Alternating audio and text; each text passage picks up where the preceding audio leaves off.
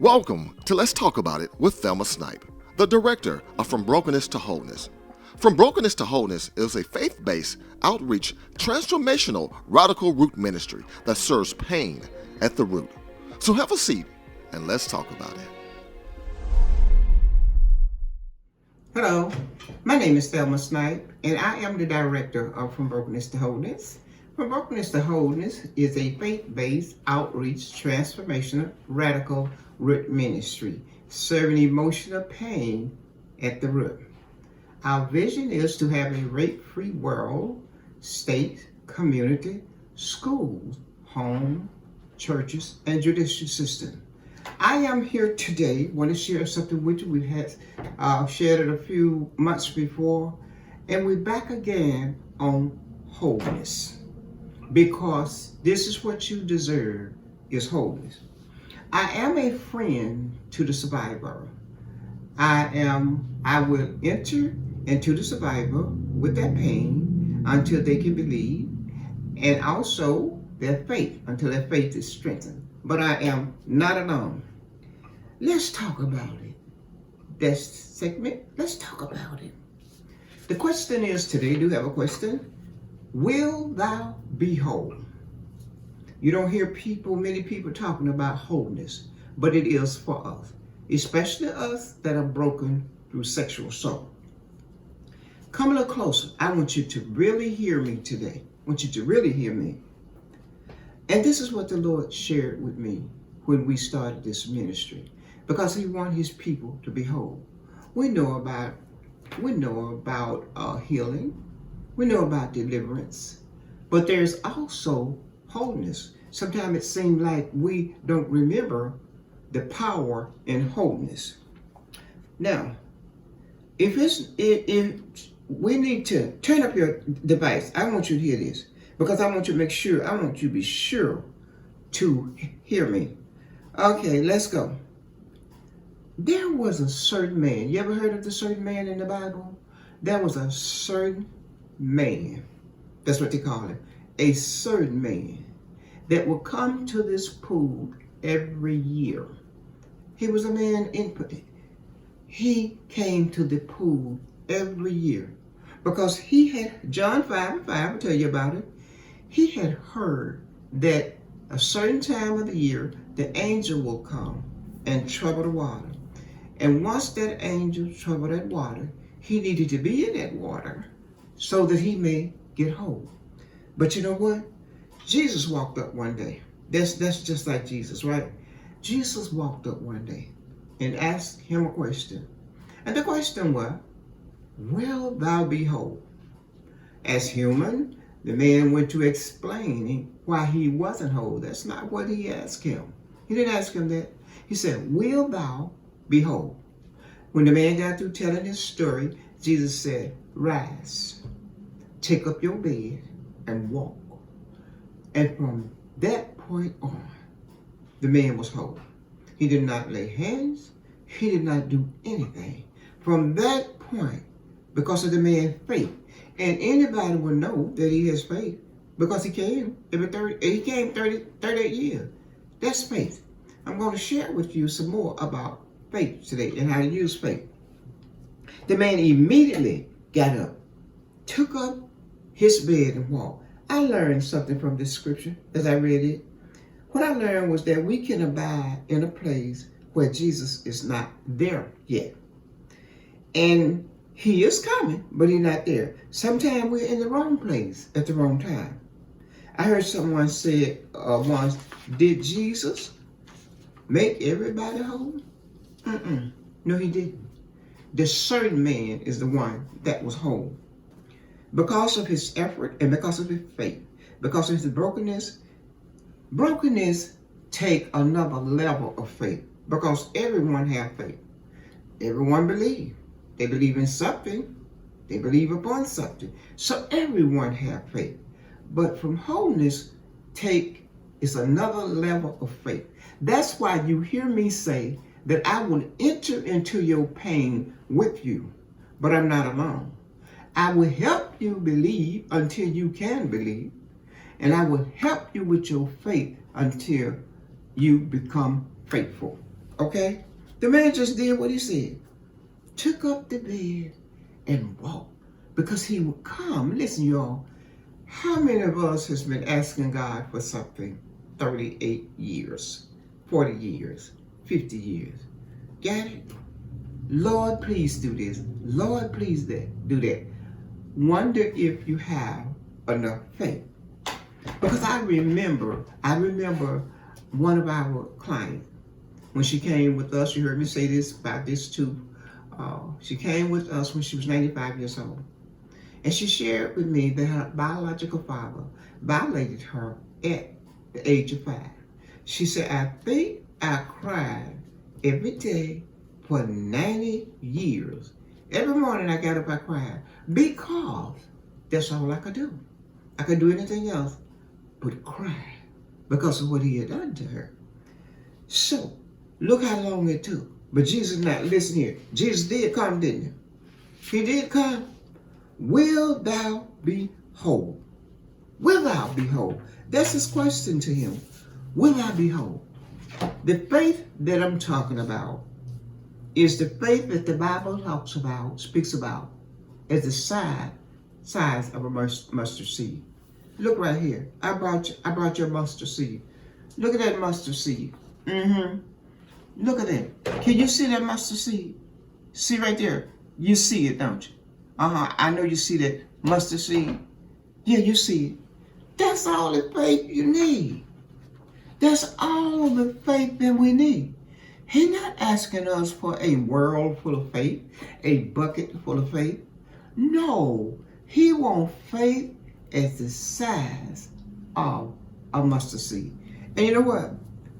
We have more faith than we think we do. Let me tell you, you may have never looked at this as faith, but listen up. When you get up in the morning time to get in your car to go to work or wherever you're going, are you worried about your car not performing for you that day? And that car takes you all day long. Were you worried about that? It was faith that led you there to get in that car and to drive that car. You ever thought about that? Faith. Like some people are waiting for Christmas now. That's faith. You see what I'm saying? You may sit down somewhere in a chair. You think that chair gonna hold you. If you thought that chair was not gonna hold you up, you would not sit in that chair. We're talking about faith. Let's go here. Remember this one here. The woman with the issue of blood. For 12 years, she had an issue of blood. But one day, look what this woman said. I love what she said. Ooh, I love it to let me know we don't have to holler out everything all the time. I love what she said.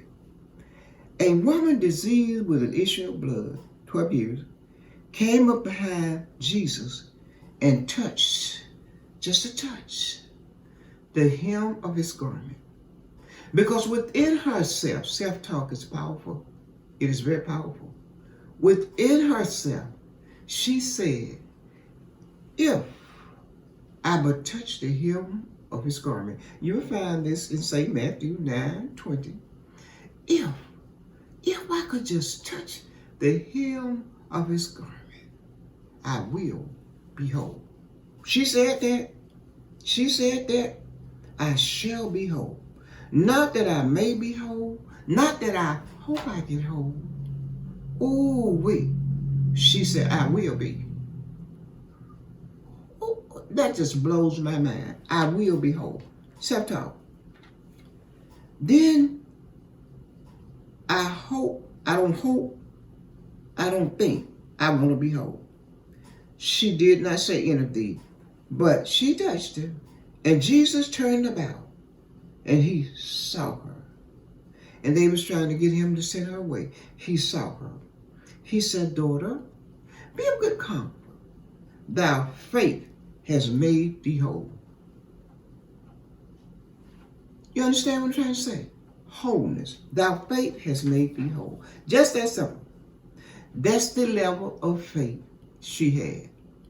the same, look you all, I'm doing it again. What my mustard seed? Look on the end of my finger. Fell off. But you know I had my mustard seed, right? That same mustard seed faith, you all. There it is at the end of my finger. See that mustard seed faith? That's all you need to come to from brokenness to wholeness. That's all you need. That's every bit of what you need. She didn't have to go anywhere. She didn't have to see any counselors. She didn't have to go anywhere at all. Will thou be whole? Will I be whole? Sometimes people just don't have the faith because they think they need lots of faith. No, no, no, no, no, no. You only need mustard seed faith. And you have seen that. After coming and going from brokenness to wholeness, some people felt like they just should not have been violated. I agree with them, and they should not have been violated. The reason we advocate wholeness is because some of our clients said after coming from brokenness to wholeness, they feel like they has never been violated. She said, and she know in memory that she was violated over 40 times because she was in sex trafficking, and no telling what they do. Now, you that have seen counselors, psychologists, they're good. Therapists, psychiatrists, and you still can't get over your brokenness, it's time to come to us. Because they're good. You got a chance to release it. You got a chance to release some of your pain. But we're not talking about the release of pain. We are talking about wholeness. That's what we advocate, is wholeness. And I believe my Bible tells me, and it probably tells you the same thing, about being whole. It tells you the same thing about being whole. We read the same thing. It is the anointing that destroys the yoke. If there were no anointing upon this ministry, the yoke wouldn't be destroyed. That's why we're inviting you to come over and see us at From Brokenness to Wholeness. Now there's going to be a phone number that goes across the screen. You're going to see it. Capture that number. That's the number you need to call in for an appointment and get ready to be whole. Remember, you only need that little bit of faith. Now, some people, I will believe with you until you can believe, and I will stay with you until your faith. Because see, when I come in as a friend, I'm not by myself. I'm just the only one you see. You don't see who else is with me. I'm not by myself. I love what I do because I've been there. Don't hide it no more. I know you don't feel good. I know that you don't feel good because I didn't feel good. But you assume, I heard someone tell me just recently that she had been violated, but that was a long time ago, so she's over that. I immediately said in my mind that you think you're over because you don't know the symptoms of from brokenness. From brokenness just doesn't come by itself. It carries symptoms with it. I want you to be whole. There's so many people in the Bible that are whole. The woman with the issue of blood had spent all her money dealing with doctors. That's good. She had a right to go to the doctor to see what was wrong with her. But no doctor is like the doctor Jesus. I know you have experienced him in some other ways, helping people, and it was over with after they had gone through so much, so many years. But I love this lady because I love what she said. She said, if I but touch the hem of his garment, I will be whole. She didn't say, I hope I be whole. I'm looking to be whole. I told my mother I believe if I could touch Jesus' garment, I would be whole. I told my sister if I can just touch Jesus' garment, I will be whole. That lady had faith. That wasn't mustard seed faith. That was some faith. But all you need is what I said to you, is mustard seed faith. There are some secrets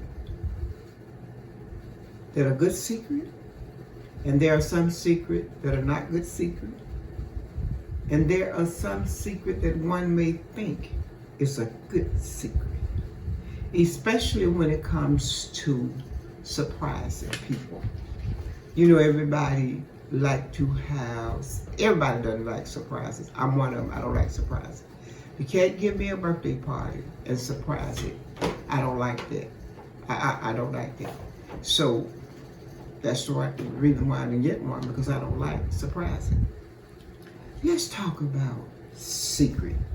Secret, secret, secret. Let's go. I shared with you that I was called in to serve at an event. We're going to talk about good secret, yes. The secret's not so good. The secret that we think is good, but could be deadly. That's secret. Do you remember Maya Angelou and her secret that she had? Yes. We'll talk about that later on. I remember once I was invited to a birthday party, and I was happy to go to the party. And the lady was older than I were at that time. I was younger than I am now. But anyway, I went to the party, and everyone was gathered, and everyone else seemed so happy to be at this party for her, because she was so special. She was such a special person. And so we sit there and we chat with each other. We was waiting for her and others to come, and they did, and she came. But before she came, I began within myself. I'm like the lady now. I say it within myself. I said within myself, wait a minute. I don't know if this is wise. I don't know if I don't know. Because she was older than I was. She was probably 80, maybe 81 years old. And I thought in my head, and I thought about surprise. You know how people jump out and say, surprise! And that's what I was thinking about, surprise. And I was concerned that she may be more emotional than we think that she is. And we don't know all of her health problems. Now, it was a good idea. It was a completely powerful good idea. But to look at the whole thing as what it could have done, but it didn't. And I think it's because the Lord watched over us. So I sit there, and I didn't share with anyone what I thought within my mind. And I just sit there and wait until she came. Well, when she came, several other women had met her and was coming onto the door with her. So when she got to the door, that's when we said, surprise! And I was watching her. You all, I was really looking at her. When we said surprise, she began to go down to the floor, and they had to catch her. But that wasn't the end of it. She had this one child, he was grown, and she loved him with everything that she had in her. She loved this young man.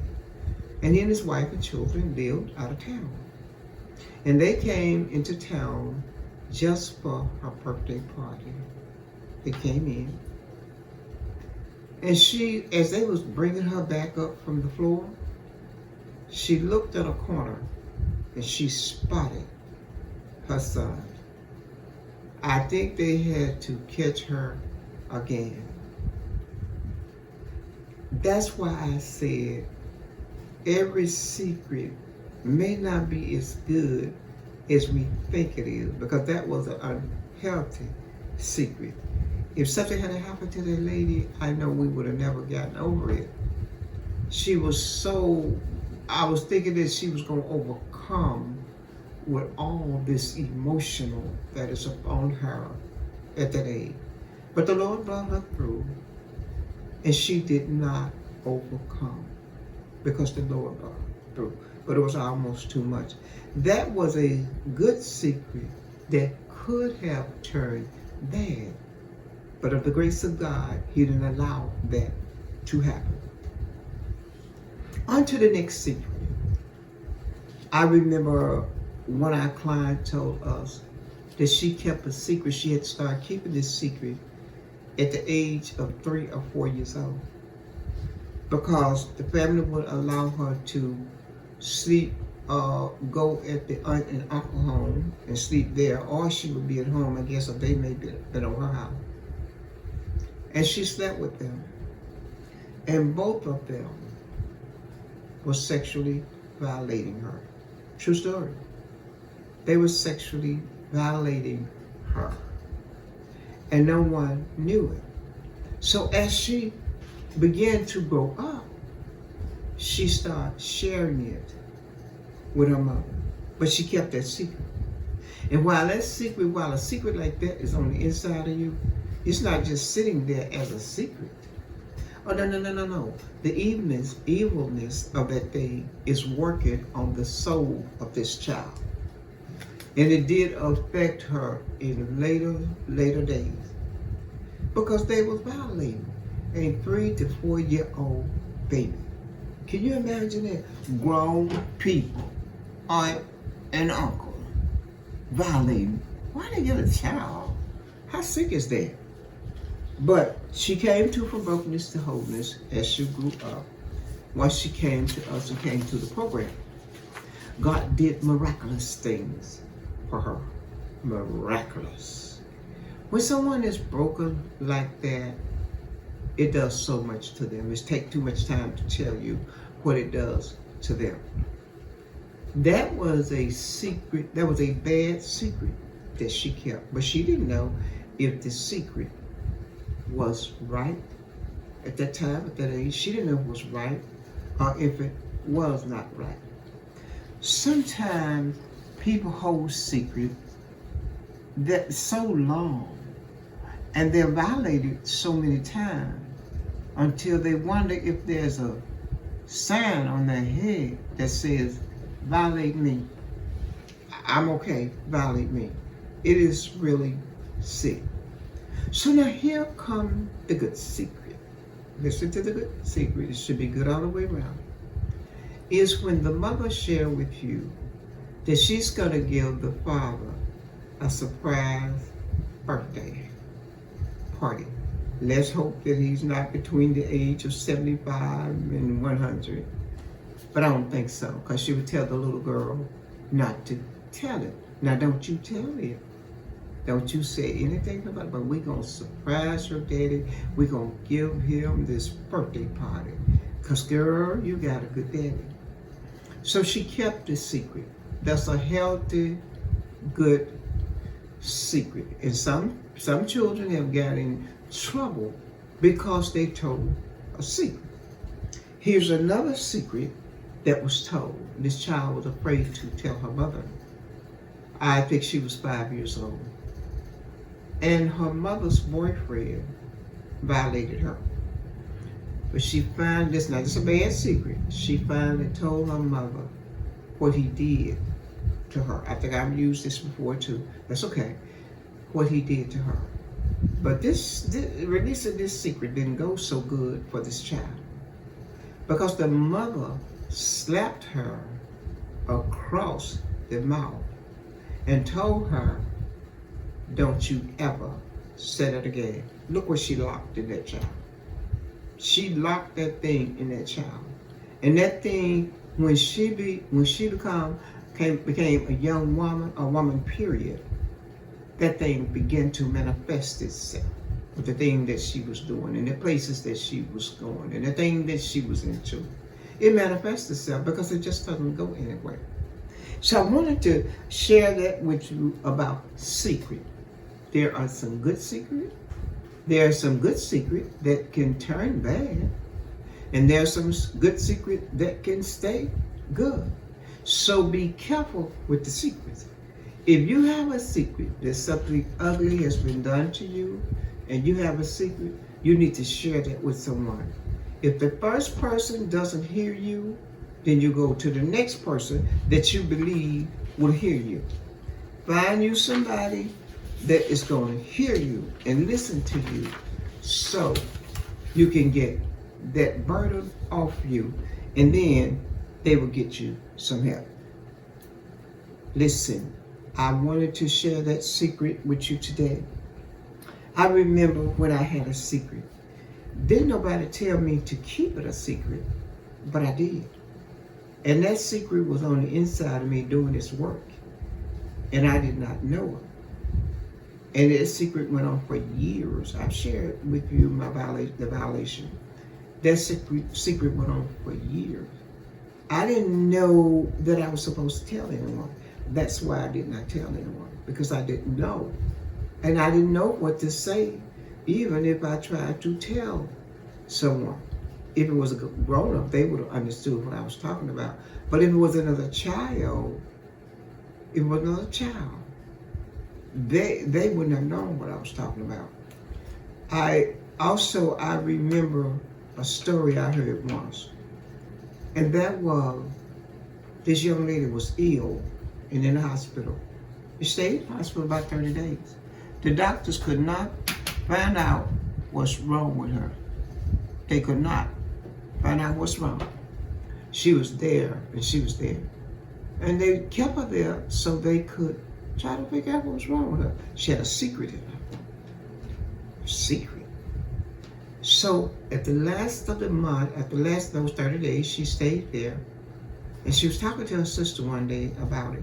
And her sister said, she told her sister, girl, she said, you need to tell something. It's something you need to tell. She said, no, I don't know nothing I need to tell. She was just 13, She said, you need to tell something. There's something you need to tell. So she went on and shared that she was sexually violated by the preacher. Oh, Lord. She was sexually violated by the preacher. So when that came out and the doctors found it out, they referred her to counseling and they released her from that hospital. Because in all actuality, she started feeling better, but they still wanted her to go to counseling. That was the deadly secret. Thank you for allowing me to come to you today with secret. Have a quote for you. Can two walk together except they agree? No. But I'm agreeing with you today. No two cannot walk together if they do not agree. You have been watching Let's Talk About It with Thelma Snipe, the director of From Brokenness to Wholeness. And please remember, it is our goal to make sure that you're whole again.